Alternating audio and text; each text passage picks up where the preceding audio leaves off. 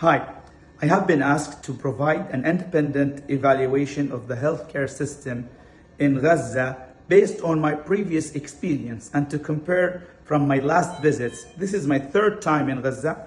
I had visited Gaza twice during the war and now it's a ceasefire. First of all, let's start with the nutritional evaluation of the patients. I can tell the food is available right now and there's a lot of goods in the market you can see, but still patients, my evaluation, still suffering from malnutrition. Most of the patients that we have operated on, we've done around 14 surgeries in the last week. Most of them are anemic, they have anemia, low hemoglobin, and still you can feel significant muscle wasting, indicating the poor protein nutrition for these patients. In terms of the hospital status, I have been working in Al-Aqsa hospital, and the number of patients have decreased significantly compared to the to the war days, and there's no refugees in the hospital. So the corridors are empty, the hospital yards are empty. There was an extension to the hospital called barracks. Also, it's empty right now. And now the hospital is back to its normal bed capacity, which is around 200 beds. So no crowdedness that we have encountered before.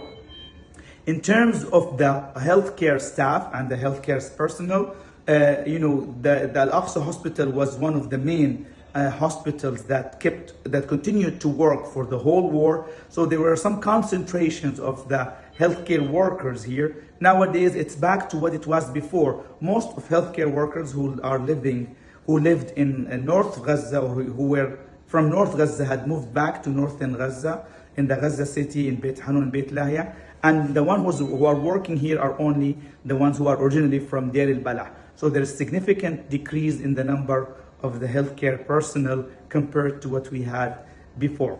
In terms of the medical supplies and the surgical instruments, I can tell for sure, compared to what we have experienced before, there is significant decline in the quality of the instruments as well as the medical supplies. And this is due to the significant siege and the shortage of medical supplies allowed by the Israeli army to go into the hospital.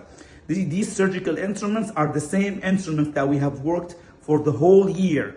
Almost 15 months back, we used the same instruments, so you can tell the needle holders, the graspers, the instruments are really had torn apart and it's not working anymore properly. So I believe there's a significant need for healthcare, medical supplies and surgical instruments to get into Gaza as soon as possible. In terms of the medical supplies, in terms of disposables, again, we're still having significant shortage of surgical drapes, as well as there's no surgical staplers available, no energy resources for example, the electrocautery are, we have using always, we're re-sterilizing them in order to continue working with them, and it's of poor quality and they stop working every day. So my overall assessment that although the medical, although the nutritional, part of the food availability is better, still patients are suffering from malnutrition.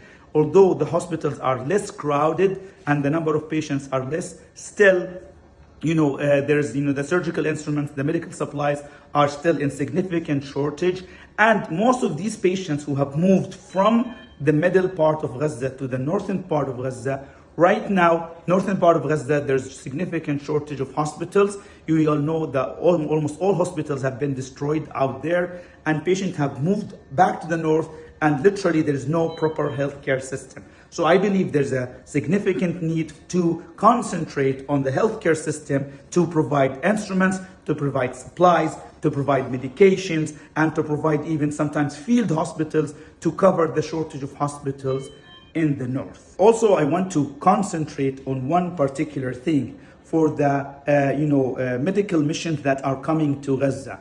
Over the last year and a half, we have been concentrating on sending surgical specialties like orthopedic surgeons, trauma surgeons, plastic surgeons, general surgeons, vascular surgeons. I believe now, although they are still in need for some surgical specialties, I believe now most of the elective cases or the cold cases are really, there's bad need for, let's say, high skilled specialties. For example, cardiology, with electrophysiology facilities. There's a significant shortage of these patients. Highly skilled, I think right now we need highly skilled, specialties. Surgeons with certain specialties like surgical oncology or advanced GI surgery or advanced plastic surgery. So I believe there's no rule for a special or of a generalist right now. So like a general surgeon who will provide general surgery, I don't think there's a need for it right now. I believe nowadays most needed specialties are highly skilled specialties that can really add a value to the cold cases that have been waiting for a long time in Gaza. So I believe highly skilled specialties and a full working team. I believe that the surgeon should come with his anesthetist as well as with some nursing staff, really to help the local people of Gaza and add a value to the patients who have been waiting for this highly skilled interventions. And one more thing, allowing these surgeons or these specialists to bring their instruments needed to help the people of Gaza.